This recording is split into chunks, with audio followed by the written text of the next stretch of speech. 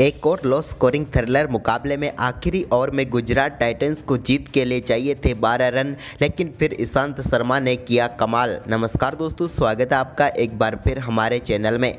Gujarat Titans और Delhi capital के बीच खेले गए आज के बेहद ही रोमांचक मुकाबले में आखिरी ओवर में दिल्ली कैपिटल ने गुजरात टाइटंस को हरा दिया है। तो दोस्तों, इस वीडियो में हम आपको पूरा हाईलाइट बताएंगे कि किस प्रकार से राहुल तेवतिया ने 19वें ओवर में कमाल की बल्लेबाजी की तो 20वें ओवर में ईशांत शर्मा ने पूरा पासा ही पलट दिया।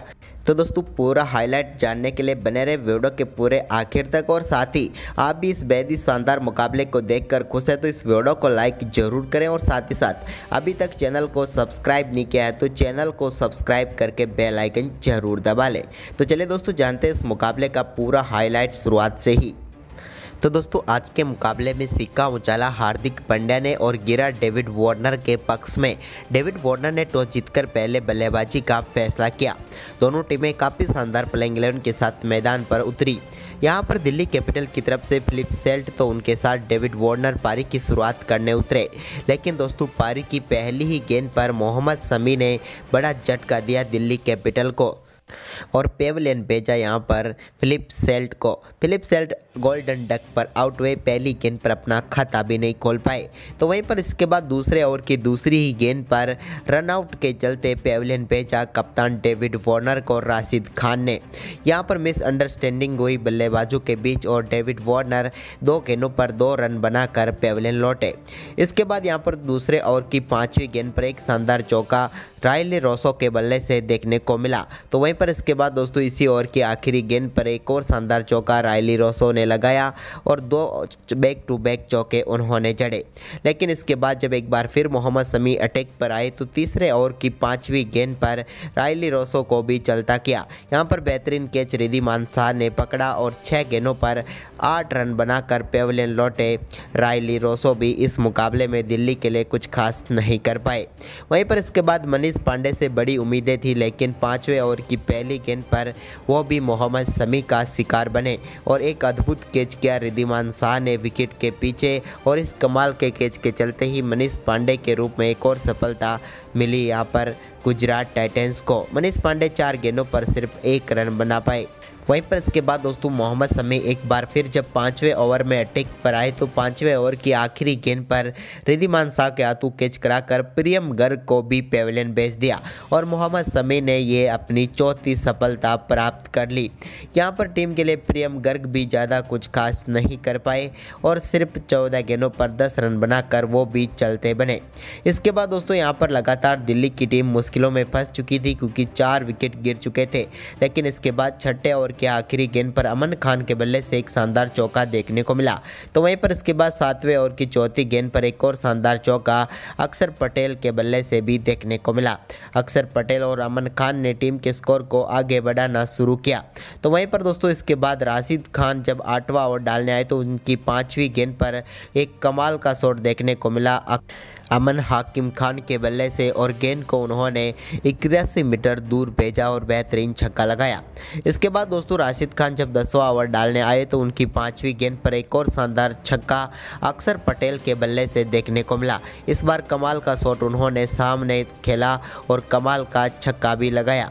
अक्षर पटेल तो अच्छी लाइन में खेल ही रहे थे और उन्होंने इसका नज़ारा एक बार फिर जब दिखाया जब 13वां ओवर डालने आए नूर अहमद की दूसरी गेंद पर भी उनके बल्ले से शानदार चौका देखने को मिला।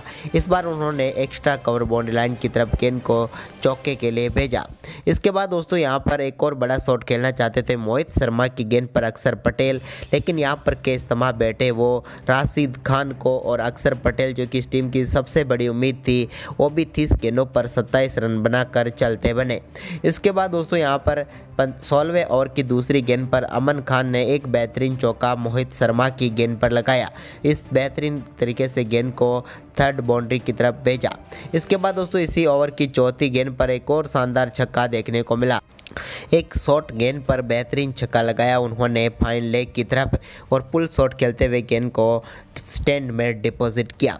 वहीं पर इसके बाद दोस्तों यहाँ पर 17वां ओवर डालने आए जोशुआ लिटल की पहली गेंद पर रिपल पटेल के बल्ले से बेहतरीन चौका देखने को मिला। एक कवर ड्राइव के जरिए उन्होंने चौका लगाया।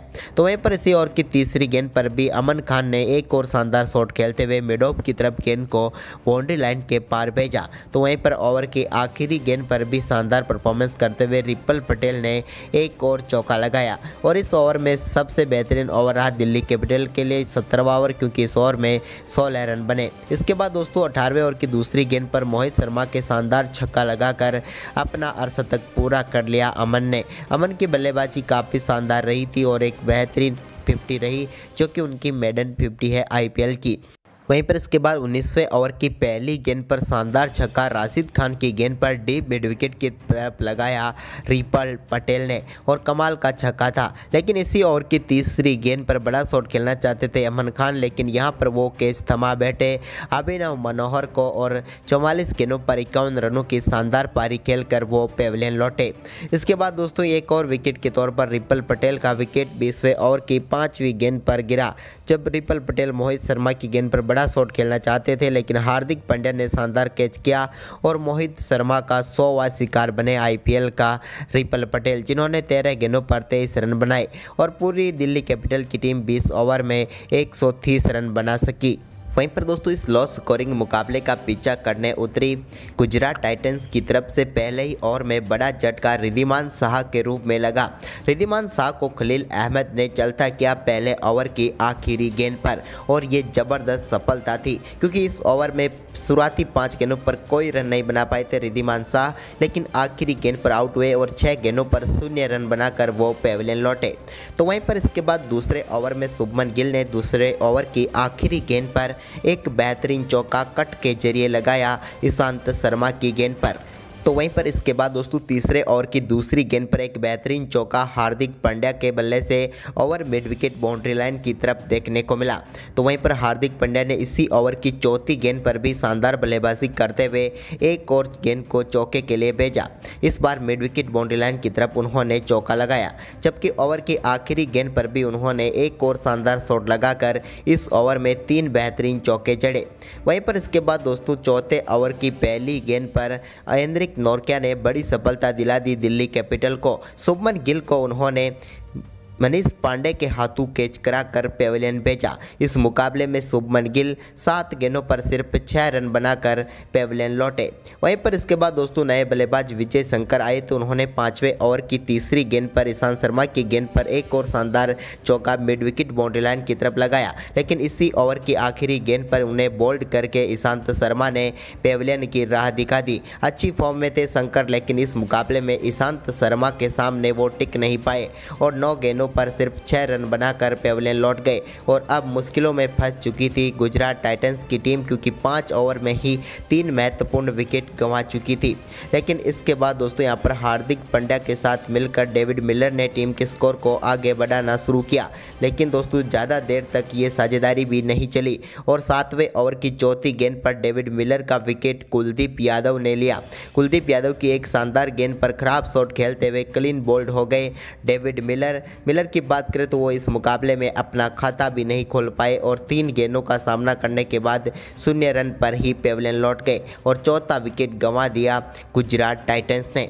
तो वहीं पर दोस्तों इसके बाद 10वें ओवर की पहली गेंद पर अक्षर पटेल की गेंद को शानदार तरीके से बाउंड्री लाइन के पार भेजा अभिनव मनोहर ने। स्क्वायर लेग की तरफ उनके बल्ले से बेहतरीन छक्का देखने को मिला। लेकिन दोस्तों अब गुजरात टाइटंस की टीम को चाहिए थे 54 गेंदों पर मुकाबला जीतने के लिए 76 रन। तभी यहां पर शानदार बल्लेबाजी करते हुए हार्दिक पांड्या ने 14वें ओवर की 5वीं गेंद पर एक बेहतरीन चौका लगाया। उन्होंने खलील अहमद की गेंद को बाउंड्री लाइन के पार भेजा। तो वहीं पर इसके बाद 15वां ओवर डालने आए अक्षर पटेल के ओवर में भी हार्दिक ने एक चौका लगाया। वहीं पर इसके बाद दोस्तों दोनों बल्लेबाजों के बीच शानदार 50 रनों की पार्टनरशिप भी पूरी हो गई थी। हालांकि इसके लिए उन्होंने 56 गेंदों का सामना किया, लेकिन एक समय तक ये काफ़ी अच्छी पार्टनरशिप लग रही थी। हार्दिक पांड्या ने इसके बाद शानदार बल्लेबाजी करते हुए अपना अर्धशतक भी पूरा कर लिया। लेकिन दोस्तों इसके बाद 18वें ओवर की पहली गेंद पर खलील अहमद की गेंद को बाउंड्री लाइन के पार पहुँचाना चाहते थे अभिनव मनोहर, लेकिन यहाँ पर उनका एक कैच अमन हाकिम खान ने किया और उन्हें पेविलियन भेजा। भेजा। खलील अहमद ने ये दूसरी सफलता दिलाई थी, जहां पर 33 गेंदों पर 26 रन बनाकर अभिनव मनोहर पेविलियन लौटे। इसके बाद तो मुकाबला पूरी तरीके से अब दिल्ली कैपिटल की नज़र में आ गया था, क्योंकि 12 गेंदों पर मुकाबला जीतने के लिए 34 रनों की जरूरत थी और इसके बाद लगातार 3 बेहतरीन गेंदें देखने को मिली। कमाल का गेंदबाजी करते हुए एंड्रिक नोर्किया ने 19वें ओवर की शुरुआती 3 गेंदों पर सिर्फ 2 ही रन बनने दिए, लेकिन दोस्तों 19वें ओवर की चौथी गेंद पर अब स्ट्राइक पर आ चुके थे राहुल तेवतिया और चाहिए थे गुजरात को 9 गेंदों पर 30 रन मुकाबला जीतने के लिए। तभी दोस्तों यहां पर चौथी गेंद पर एक बेहतरीन छक्का फुल टॉस गेंद पर डीप स्क्वायर लेग की तरफ लगाया तेवतिया ने, तो अब चाहिए थे 8 गेंदों पर 24 रन। तभी कमाल की बल्लेबाजी करते हुए 19वें ओवर की 5वीं गेंद पर भी एक और शानदार छक्का लॉन्गॉन के ऊपर से राहुल तेवतिया के बल्ले से देखने को मिला और बैक टू बैक 2 छक्के जड़ दिए उन्होंने। जबकि दोस्तों ओवर की आखिरी गेंद पर भी कमाल का शॉट देखने को मिला और इस बार उन्होंने एक और गेंद को बाउंड्री लाइन के पार भेजा और लगातार 3 गेंदों पर 3 छक्के राहुल तेवतिया के बल्ले से देखने को मिले। और इन 3 छक्कों के बाद तो अब लग गया था कि मुकाबला आ चुका है अब गुजरात टाइटंस के पक्ष में, क्योंकि 19वें ओवर में 21 रन बने थे और अब चाहिए थे 6 गेंदों पर 12 रन। तभी यहाँ पर गेंदबाजी करने के लिए उतरे ईशांत शर्मा, तो उनके साथ थे हार्दिक पांड्या। पहली गेंद पर हार्दिक पांड्या ने लो फुल टॉस गेंद पर शानदार शॉट खेला डीप एक्स्ट्रा कवर की तरफ और 2 रन लेने में कामयाब हुए। अब 5 गेंदों पर 10 रनों की जरूरत थी, लेकिन दूसरी गेंद पर हार्दिक पांड्या 1 रन ही चुरा पाए। इसके बाद तीसरी गेंद काफ़ी शानदार तरीके से वाइड यॉर्कर गेंद थी, जो कि यहाँ पर राहुल तेवतिया के सामने डॉट रही। लेकिन चौथी गेंद पर राहुल तेवतिया बड़ा शॉट खेलना चाहते थे, लेकिन गेंद यहाँ पर सही तरीके से कनेक्ट कर नहीं पाए और रायली रोसो ने बेहतरीन कैच पकड़ा और ईशांत शर्मा ने राहुल तेवतिया को पेविलियन भेजा, जो कि इस मुकाबले को पूरी तरह से पलट चुके थे 19वें ओवर में 3 गेंदों पर 3 छक्के लगाकर, लेकिन वो आउट हुए 7 गेंदों पर 20 रन बनाकर। इसके बाद अब 2 गेंदें बची हुई थी और चाहिए थे 9 रन और क्रीज पर मौजूद थे राशिद खान, लेकिन वो 5वीं गेंद पर सिर्फ 2 ही रन ले पाए। हालांकि ये कमाल की फील्डिंग ने चौका रोका था, रायली रोसो की कमाल की फील्डिंग यहाँ पर देखने को मिली। अब आखिरी गेंद पर जीत के लिए चाहिए थे 7 रन और सामने मौजूद थे एक बार फिर राशिद खान, यानी कि छक्का लगाते तो मुकाबला टाई होता, लेकिन ईशांत शर्मा की इस गेंद पर भी वो सिर्फ 1 ही रन ले पाए और गुजरात टाइटंस की टीम को हार का सामना करना पड़ा। दिल्ली कैपिटल एक समय तक इस मुकाबले से बिल्कुल बाहर हो चुकी थी, लेकिन कमाल का परफॉर्मेंस करते हुए ईशांत शर्मा की घातक गेंदबाजी के दम पर इस मुकाबले को 5 रनों से दिल्ली कैपिटल ने जीत लिया। तो दोस्तों आपको दिल्ली कैपिटल और गुजरात टाइटंस का ये मुकाबला कैसा लगा? क्या हार्दिक पांड्या की धीमी बल्लेबाजी गुजरात टाइटंस की हार का कारण बना, क्योंकि उन्होंने 53 गेंदों पर सिर्फ 59 रन बनाए? आप हमें अपनी राय कमेंट में दें और इस वीडियो को शेयर करें। धन्यवाद।